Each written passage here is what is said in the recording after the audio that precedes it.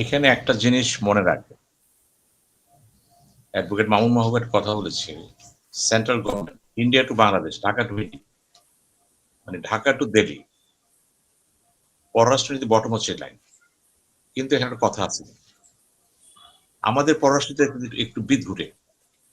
কারণ আমাদের ভারতের সাথে প্রায় ৪,০০০ কিলোমিটার বর্ডার আছে এবং এটা হচ্ছে বৃহত্তম বর্ডার।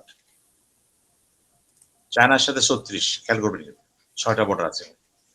আমার এই বর্ডারটার সাথে অসুবিধা হলো কি, বর্ডারের আশেপাশে যারা আছে তাদের সাথে আমাদের একটা দৈনন্দিন যোগাযোগ আছে, আত্মীয়তা আছে, বন্ধন আছে, ব্যবসা বাণিজ্য আছে, ছোটখাটো স্মাগলিং আছে, অনেক কিছু এখানে হয়। কিন্তু এগুলি সেন্ট্রাল গভর্নমেন্ট কিন্তু সেভাবে দেখতে পারবে না। যেমন মায়ানমারের সাথে যেমন ইন্ডিয়ার ওই অঞ্চলের চারটা দেশের যোগাযোগ আছে, এগুলি পৃথিবীর সব দেশে কিন্তু এটা হয়।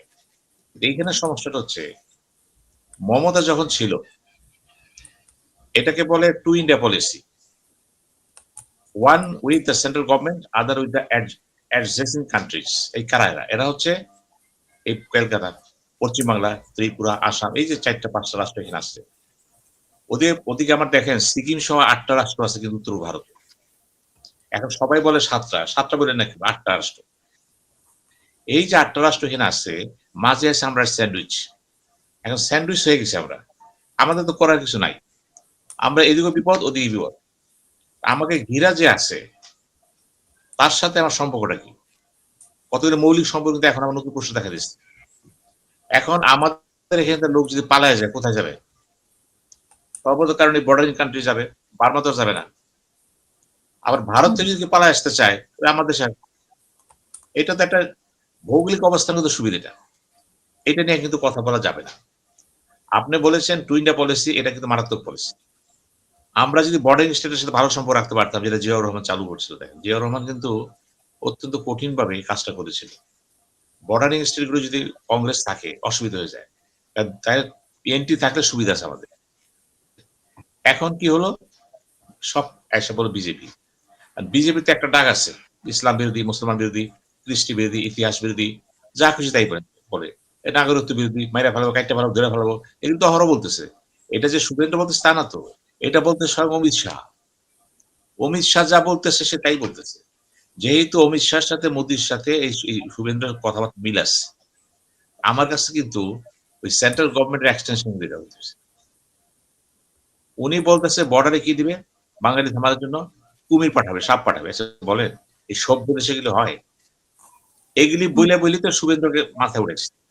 এবং শুভেন্দ্র যখন দেখলো যে মুসলিম বিরোধী যদি প্রমাণ করতে চাই, আমাকে প্রথম যে কাজটা করতে হবে সেন্ট্রাল গভর্নমেন্টের আওতায়, সেটা হলো ভোটের কারচুপিতে হাত দিতে হবে। তারা শুরুতেই কিন্তু ১ কোটি লোককে একদম ভোটের বাইরে নিয়ে এলো। এই যে সেন্ট্রাল গভর্নমেন্টের লোকজন এখানে আসলো, কথা বললো, গোয়েন্দা বাহিনী, এই বাহিনী, সেই বাহিনী, পুরো ভারতের ক্রিকেটের অবস্থা খারাপ হয়ে গেল। অর্থাৎ মনে হচ্ছে যুদ্ধটা হচ্ছে সেন্ট্রাল গভর্নমেন্টের সাথে প্রভিন্সিয়াল গভর্নমেন্টের কোন দলের। এবং ১ কোটি লোক বেআইনি হয়ে গেল। ৪০ লাখ পাওয়া গেল, ভোট দিতে পারেনি তারা। এই যে ১ কোটি লোক বেআইনি হয়ে গেল, ভোট দিতে পারলো না, এটা হলো ফার্স্ট পরাজয় মমতার। মমতা তো ঝাড়ে নাই, তাকে হারিয়ে দেওয়া হয়েছে, এটা বলতে হবে আপনাকে। ওই ভোটগুলো যদি চলে আসতো, তাহলে তো ভোট পেয়ে যেত সে। এত ভোট ডিফারেন্স হতো না, কিন্তু হয়তো কোয়ালিশন গভর্নমেন্ট যেতে পারতো। সেটা দেখে দেয় সেন্ট্রাল গভর্নমেন্ট দেয়। সেন্ট্রাল গভর্নমেন্ট যেহেতু প্রভিন্সিয়াল গভর্নমেন্ট হাত হিসেবে ইউজ করতেছে, ওই জন্য হয়। আবার দেখেন, প্রভিন্সিয়াল গভর্নমেন্টের কারণে সেন্ট্রাল গভর্নমেন্ট সব শর্ত মানতে পারে না। যে পানি চুক্তি হয় নাই, পানি চুক্তি নিয়ে কিন্তু মোদি চেষ্টা করছিল, চেষ্টা করছিল, হয়নি। কেন হয়নি? মমতা ব্যানার্জি বলে দিল পানি দেওয়া যাবে না, পানি আমাদের প্রয়োজন, আমাদের প্রয়োজন মিটিয়ে সম্ভব হয় আমরা দেবো। এই গ্রাউন্ডে তিনি ঢাকায় আসলেন, কিন্তু পানি দিবেন না। এবং তাকে কিন্তু রাজিকরণের জন্য সেই সময় প্রধানমন্ত্রী শেখ হাসিনা, আমাদের পররাষ্ট্রমন্ত্রী গিয়েছিলেন, কিন্তু তিনি এক বাক্যে একই কথা ছিল, no no no no no, তিনি একরোখা করবেন না। হয়তো পানির দরকার ছিল সেখানে। এখন এই একটা জায়গায় কিন্তু আমাদের সাথে মমতা ব্যানার্জির প্রধান বিরোধ হয়ে গেল। বাংলা ছাড়তে দেন না। এখন যদি গভীরে যান, গভীরে যান, তাহলে কি দাঁড়ায়? উনি কিন্তু উনার রাষ্ট্রের পক্ষে দাঁড়াইছে, উনার দেশের পক্ষে দাঁড়াইছে, পশ্চিমানের পক্ষে দাঁড়াইছে। এটা ওনার স্ট্যান্ড। ভোট তো সেখানে তার আছে কিন্তু। এখন আমরা দেখব বিজেপি যেহেতু ক্ষমতায় আসছে, শুভেন্দু থেকে চলে আসছে, এখন দেখি সেন্ট্রাল গভর্নমেন্ট মানে কিনা, নাকি এখন শুভেন্দু যদি বলে দেয় যে না, পানি দিতে পারবো না, কারণ পারবে না পানি, কারণ ইতিমধ্যেই কিন্তু দেখা যাচ্ছে সিকিউর পানি আসতেছে, ওই পানি কিন্তু ওই 1 লক্ষ কৃষককে বাঁচানোর জন্য ইরিগেশনের জন্য পানি ওখান থেকে কিন্তু ড্রেজিং নিয়ে যাওয়া হচ্ছে কিন্তু ডাইভার্ট করা হচ্ছে কিন্তু এই ব্যাপারটা কিন্তু ইমোশনাল না, অত্যন্ত বাস্তব জিনিস। পানি নামতেছে, পানি ডাইভার্ট করে নেওয়া হচ্ছে। এখন পানি যদি নামে, মাঝপথে যদি ১০-১২টা ডাইভার্সন থাকে, সেই ক্ষেত্রে পানি আসবে না।